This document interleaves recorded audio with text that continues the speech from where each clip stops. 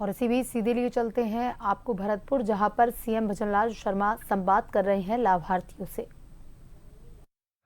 आपके अपने ही मेरे साथी गृह राज्य मंत्री श्री जवाहर सिंह जी बेड़म साहब, माननीय हमारे उवेर के विधायक भाई बहादुर सिंह जी कोहली साहब, माननीय नदवई के हमारे विधायक श्री जगत सिंह जी, दीप कुमेर के विधायक भाई शैलेश सिंह जी, कामा की विधायक भाई सुश्री नौक्षम चौधरी जी, विराटनगर के विधायक और मेरे साथी भाई कुलदीप जी धनखड़ साहब, माटी कला बोर्ड के चेयरमैन श्री प्रहलाद सिंह टोंक साहब, सामाजिक एवं अधिकारिता सचिव श्री कुलदीप राका जी, अतिरिक्त मुख्य सचिव ग्रामीण विकास श्रेया गोवा जी, प्रदेश मंत्री भूपेंद्र सैनी जी, पूर्व सांसद रंजीता कोहली जी, पार्टी की जिला अध्यक्ष श्रीमती शिवानी दायमा जी, मंच पर विराजमान अतिथिगण और मेरे सामने बैठे मेरे पूजा योग बुजुर्गों, नौजवान दोस्तों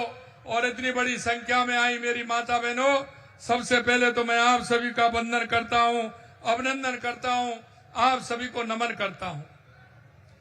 मेरे भाइयों, मैं कहना चाहता हूं कि आज एक ऐतिहासिक कार्यक्रम पूर्वी राजस्थान के इस भरतपुर से प्रारंभ हुआ है, क्योंकि जिस कल्पना को लेकर के पंडित दीनदयाल उपाध्याय जी, डॉक्टर भीमराव साहब अंबेडकर जिस विचार को लेकर के चले थे, हम देश के यशस्वी प्रधानमंत्री नरेंद्र मोदी जी के नेतृत्व में उस विचार को आगे बढ़ाने का काम कर रहे हैं। आपने देखा होगा ये अंत्योदय कल्याण योजनाएं हमारी सबसे प्राथमिक योजनाएं हैं और इनका कितनी सारी योजनाओं का शुभारंभ आज यहां से हुआ है। मुझे पता है ये ब्रज की भूमि है, यहां से अगर विचार जाएगा तो निश्चित रूप से राजस्थान में नहीं पूरे देश के अंदर जाएगा और उस अंत्योदय को लेकर के हम चलेंगे। आज का ये कार्यक्रम राजस्थान दिवस के उपलक्ष्य में आयोजित किए जा रहे विभिन्न कार्यक्रमों की श्रृंखला में है। मैं आप सभी को राजस्थान दिवस की हार्दिक बधाई और शुभकामनाएं देता हूं। और यह श्रृंखला में इसलिए है कि आपने देखा होगा 25 तारीख को महिला सम्मेलन बाड़मेर के अंदर था, कल हमारा किसान सम्मेलन बीकानेर के अंदर था, आज अंत्योदय का कार्यक्रम भरतपुर में है, कल हमारा भीलवाड़ा में होगा, युवा कार्यक्रम हमारा कोटा में होगा, 30 को हमारा जयपुर, 31 को जयपुर, इस तरह के हमारे कार्यक्रम होंगे। क्योंकि हम सौभाग्यशाली व्यक्ति हैं।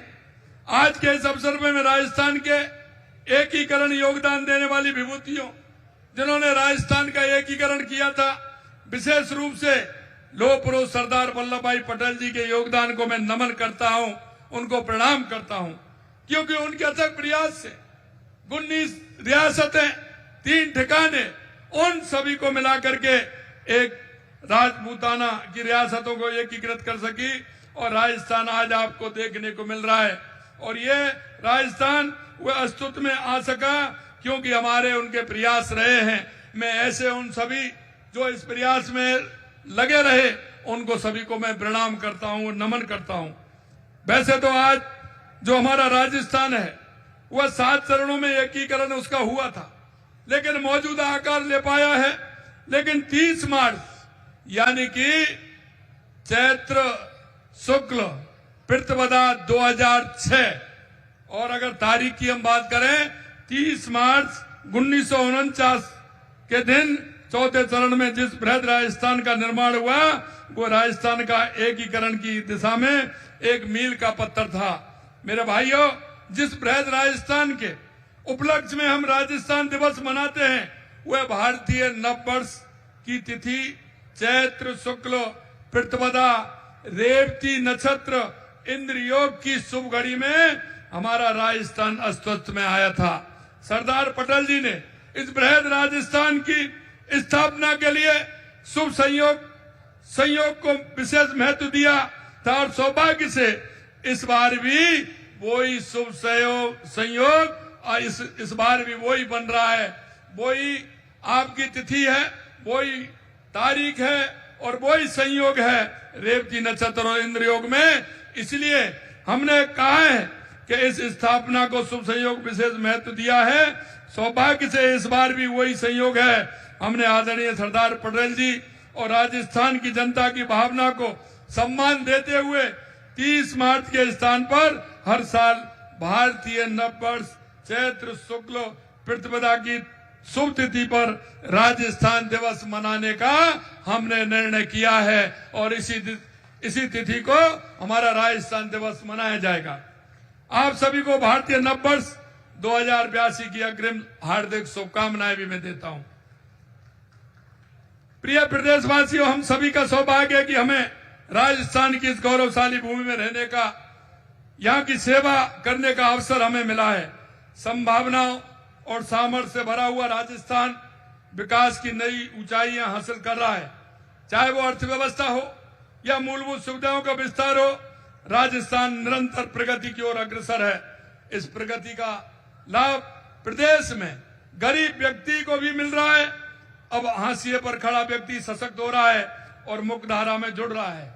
और जैसा मैंने कहा, पंडित दीनदयाल उपाध्याय जी का अंत्योदय सिद्धांत मार्गदर्शक है। इस सिद्धांत के समाज के अंतिम व्यक्ति का उत्थान, क्योंकि जब तक वो अंतिम व्यक्ति का उत्थान नहीं होगा, और हमारी जो थीम है जिसे लेकर के देश के यशस्वी प्रधानमंत्री नरेंद्र मोदी चलते हैं, हमारा युवा, हमारी महिला, हमारा किसान, हमारा मजदूर अगर सशक्त होगा तो निश्चित रूप से हमारा गांव भी सशक्त होगा, हमारी तहसील भी सशक्त होगी, हमारा जिला भी सशक्त होगा, हमारा प्रदेश भी सशक्त होगा और हमारा देश भी सशक्त होगा।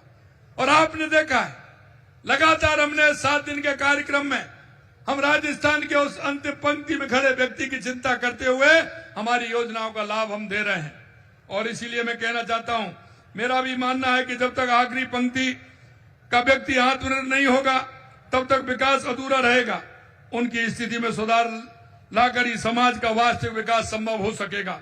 इसी सोच के साथ हमने सरकार में आते ही गरीब परिवार की महिलाओं को 450 रुपए में एलपीजी सिलेंडर उपलब्ध कराने का काम हमारी सरकार ने किया है।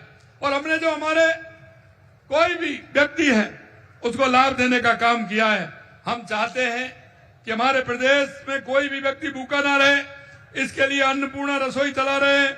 इस योजना में हर जरूरतमंद व्यक्ति को मामूली कीमत पर गुणवत्ता पौष्टिक भोजन उपलब्ध कराया जा रहा है। भोजन की थाली की गुणवत्ता सुधारने के लिए हमने अनुदान भी बढ़ाया है।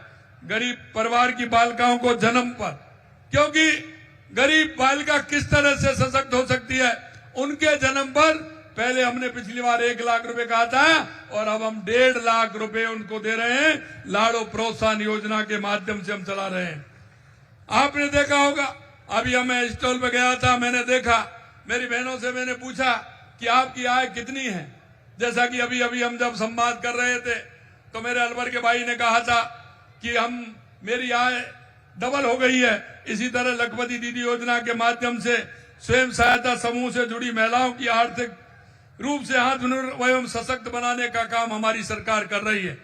पहले हमने राजीविका की बहनों को 2.5% ब्याज पे हम ऋण देने का काम किया था, लेकिन हमने इस बजट में उस 2.5% को भी 1.5% करने का काम हमारी सरकार ने किया है, जिससे कि वो आत्मनिर्भर बन सकें और अपना काम कर सकें। हमने प्रधानमंत्री मातृवंदन योजना के तहत गर्भवती महिलाओं को दी जाने वाली 5,000 रुपए की राशि को बढ़ाकर 6,500 करने का काम किया है। श्रमिकों और स्ट्रीट वेंडरों को वृद्धावस्था में संबल प्रदान करने के लिए विश्वकर्मा पेंशन योजना लागू की है। इसके अलावा हमने अल्प आय वर्ग के बुजुर्ग व्यक्तियों, विधवाओं, एकल नारियों, दिव्यांग व्यक्तियों तथा लघु एवं सीमांत किसानों को दी जा रही पेंशन बढ़ा करके हमने 1,250 रुपए करने का काम किया है। प्रतिमाह 1,250 रुपए। बजट में हमने गिग वर्कर्स, असंगठित क्षेत्र के अन्य कामगारों को सामाजिक सुरक्षा के लिए gig and unorganised workers development fund बनाने का प्रावधान भी हमने किया है। भाई और बहनों, मेरा संकल्प है, हम जिस संकल्प के साथ चल रहे हैं, गरीबी मुक्त राजस्थान हो, इसके लिए बजट में पंडित दीनदयाल उपाध्याय गरीबी मुक्त गांव योजना शुरू की गई है। आपने देखा था कांग्रेस जब भी आती थी, नेहरू जी से लेकर के और राहुल जी तक जितने भी लोग आए, इन्होंने गरीबी हटाओ का नारा दिया है। लेकिन कभी इनका गरीबी से वास्ता नहीं रहा। हमेशा आप देखते थे जब भी चुनाव आते थे गरीबी हटाओ का नारा लगाते थे। नेहरू जी ने भी लगाया, इंदिरा जी ने भी लगाया, राजीव जी ने भी लगाया, मनमोहन सिंह जी भी लगा गए और भी कई लोग लगा गए, लेकिन कभी इनका गरीब से वास्ता नहीं रहा। अगर गरीब का वास्ता रहा तो 2014 के बाद देश के यशस्वी प्रधानमंत्री नरेंद्र मोदी जी ने गरीब कल्याण की योजनाओं के माध्यम से नीचे गरीब तबका तक कैसे लाभ पहुंचे। और आपने अब देखा है, हमने पिछले बजट में आपने देखा हमने गरीबी मुक्त राजस्थान बनाने के लिए गरीबी मुक्त गांव योजना प्रारंभ की है। हम उसमें ये करने जा रहे हैं कि बीपीएल मुक्त अगर मेरा गांव होगा तो वो गांव हमारा होगा। हमने बीपीएल मुक्त गांव बनाने की घोषणा की है और पहले चरण में राजस्थान के 5000 गांव को बीपीएल मुक्त बनाने का काम हमारी सरकार करेगी। उसमें हमने यही नहीं कि हमने घोषणा की है, उसमें हमने 300 करोड़ रुपए का प्रावधान भी रखा है। हमारी सरकार की योजना तो है, लेकिन उसके अलावा भी हमने 300 करोड़ रुपए का प्रावधान भी उसमें रखा है। मैं आपसे कहना चाहता हूं मेरे भाई और बहनों, हमने इस योजना के लिए दिशा निर्देश भी जारी कर दिए हैं। हमने बजट में विमुक्त घुमंतु अर्ध घुमंतु समुदाय के सशक्तिकरण में उत्थान की दृष्टि से दादू दयाल घुमंतु सशक्तिकरण योजना की घोषणा की है। आज हमने इस योजना के लिए दिशा निर्देश दिए हैं। आपने देखा होगा पिछली बार घुमंतु और अर्ध घुमंतु लोगों के लिए हमने पट्टे देने का काम किया था, क्योंकि उन लोगों को आपने देखा अगर स्वामित्व का पट्टा मिलता है तो वो उसे लेकर के कहीं भी जा सकता है। उसके बाद डॉक्यूमेंट होता है, उसकी आर्थिक स्थिति सुधारने के लिए वो किसी भी बैंक में जाएगा, वहां से ऋण भी वो उपलब्ध कर सकता है। आज हमने 92,000 से अधिक निर्माण श्रमिकों को 100 करोड़ रुपए की राशि का हस्तांतरण किया है। कोई भी क्षेत्र विकास की दौड़ में पीछे नहीं रहे, इसके लिए बजट में डांग मंगरा मेवात क्षेत्रीय विकास योजना के लिए राशि बढ़ा करके 100 करोड़ रुपए की है। और मैं आपसे कहना चाहता हूं इस क्षेत्र के लिए विशेषकर हमने ब्रज क्षेत्र भी घोषित किया है। इसकी गाइडलाइन और सीमा तय करके इसके लिए भी 100 करोड़ रुपए हमारी सरकार ब्रज क्षेत्र के लिए, ब्रज विकास बोर्ड के लिए भी हमने 100 करोड़ रुपए उसके लिए भी दिए हैं। मेरे भाइयों, इस राशि का हमने आवंटन कर दिया है। स्वामित्व योजना के तहत समस्त राजस्व ग्रामों को ड्रोन सर्वे पूरा कर आगामी वर्ष में 2 लाख परिवारों को नए पट्टे वितरित किए जाएंगे। इस योजना के तहत आज हमने 20,000 पट्टों का वितरण किया है। एक दिन में आज ही हमने 20,000 पट्टों का वितरण किया है। लोगों को स्वरोजगार के अवसर प्रदान करने के लिए आज हमने 311 लोगों को डेयरी बूथ अलॉटमेंट किया है। हम माटी कला से जुड़े कलाकारों को प्रोत्साहन देने के लिए 2000 इलेक्ट्रिक चाक व मिट्टी गूंथने की मशीनें उपलब्ध करवाएंगे, जिसके लिए आज लाभान्वित विद्युत चालित चाक भी वितरित किए गए हैं। हमने इस बजट में आप देखिए, क्योंकि आपको देखना चाहिए, आपकी दृष्टि होनी चाहिए कि हमारी दृष्टि कहाँ है, हम किसके लिए काम करना चाहते हैं। अभी बहुत गुंजाइश है राजस्थान में काम करने की। मैं आपको इसलिए बताना चाहता हूं, हमने इस बजट में ट्रक, बस ड्राइवरों तथा कारीगर, दर्जी, बढ़ई, नाई जैसे कामगार वर्गों की जो काम करते हैं, उनकी आंखें कमजोर हो जाती हैं, उनकी जांच कर निःशुल्क चश्मे उपलब्ध कराने के लिए मां नेत्र बाहुचर योजना लागू की है। इस योजना के दिशा निर्देश भी हमने जारी कर दिए हैं। आप जानते हैं अगर कोई गाड़ी चलाएगा, अगर उसकी आंख कमजोर होंगी और अगर उसको नहीं दिखता है तो गाड़ी का क्या करेगा। इसलिए हमने कहा कि उनकी निःशुल्क जांच होगी और चश्मा भी उनको सरकार देगी। ऐसे लोगों के लिए ये हमने काम किया है। हमने पीएम सूर्य घर मुफ्त बिजली योजना के तहत हर महीने मुफ्त बिजली 100 यूनिट से बढ़ा करके 150 यूनिट कर दी है। इस योजना के दिशा निर्देश भी आज हमने जारी कर दिए हैं। जन समस्याओं के प्रभावी समाधान के लिए हर विधानसभा क्षेत्र में विधायक जन सुनवाई केंद्र स्थापित करने के संबंध में दिशा निर्देश जारी किए हैं, क्योंकि हमें पता है कि हमारा विधायक होता है उसके लिए बैठने का स्थान होता है, वो घर होता है तो घर उसका दूर हो सकता है कहीं। हमने कहा कि वो एक सेंटर पर एक विधायक जन सुनवाई केंद्र बनाए और उस जन सुनवाई केंद्र में हमारी जनता की समस्याओं को सुने, तत्काल उनको ऑनलाइन जोड़े और उनको सारा कंप्यूटर व्यवस्था हो जिससे कि हमारी जनता को उसका लाभ मिल सके। दिव्यांगजनों को लेकर हम संवेदनशील हैं, उन्हें सशक्त बनाने को लेकर संकल्पित हैं। हमने राज्य के दिव्यांग जनों को प्रत्येक राजकीय संस्थान में समान अवसर उपलब्ध कराने के लिए दिव्यांगजनों के लिए सम्मान अवसर नीति 2025 का विमोचन किया है। आज हमने दिव्यांगजनों को पावर ड्रिवन व्हील चेयर भी वितरित किए हैं। इसके अलावा दिव्यांगजनों को असिस्टिव डिवाइस वितरण भी किया गया है। आज हम सब राजस्थान की प्रगति और समाज में अंतिम पायदान पर खड़े व्यक्ति के उत्थान को साकार होता देख रहे हैं। गरीबों की भलाई में ही देश और प्रदेश की सच्ची प्रगति निहित है, क्योंकि पंडित दीनदयाल उपाध्याय जी कहते हैं कि अंतिम पायदान पर खड़ा व्यक्ति मेरे गांव में, मेरे परिवार में, मेरी ढाणी में कहीं भी कोई व्यक्ति है, अगर आपको लगता है कि इसको सरकारी योजनाओं का लाभ दिलाना है, मेरे भाइयों, मैं आपसे विनती करना चाहता हूं, आपके माध्यम से मैं राजस्थान के सभी भाई बहनों को भी विनती करना चाहता हूं कि हमारी ड्यूटी बनती है, क्योंकि हम इस प्रदेश के नागरिक हैं, हम इस देश के नागरिक हैं।